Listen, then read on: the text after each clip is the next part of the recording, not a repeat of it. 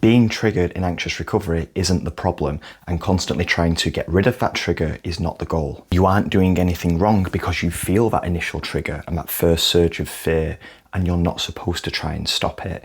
Getting triggered is actually a really necessary part of the recovery process. A lot of people feel like they failed the moment that anxiety shows up, like they must have done something wrong because they're feeling anxious again.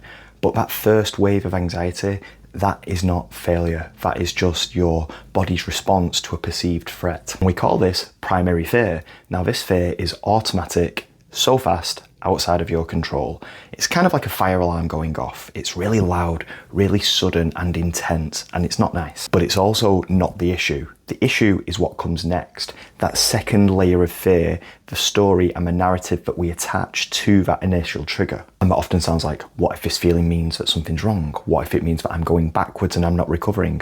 What if I can't cope, and what if I lose control? Or I must do something about this. And that is secondary fear, and that is what keeps you stuck in an anxious cycle. You are afraid of a feeling and a sensation, not a specific situation. A lot of people will come and be like, oh, this thing or this place really triggers me.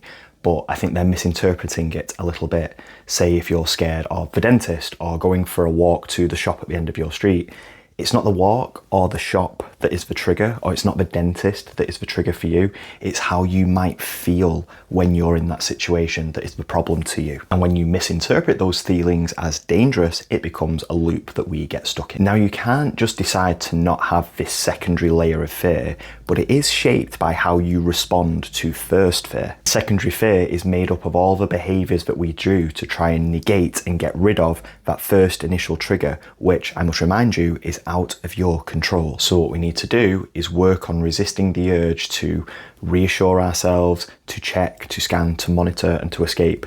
When we do this, we're showing our brain that this feels uncomfortable, this feels really scary, but I'm okay and I can carry on going. I don't like it, but I don't need to fix it. That is what to focus on. One of the most important things that you must remember in anxious recovery is that this part of your brain that we're trying really hard to teach can only learn when it is turned on. We can't do it in a calm state. So instead of trying desperately to get rid of that first initial trigger, can we try and reframe that a little bit to, what can I do after I'm triggered, and use this now as an opportunity to practice. So you aren't back square one just because you started feeling anxious and were triggered again.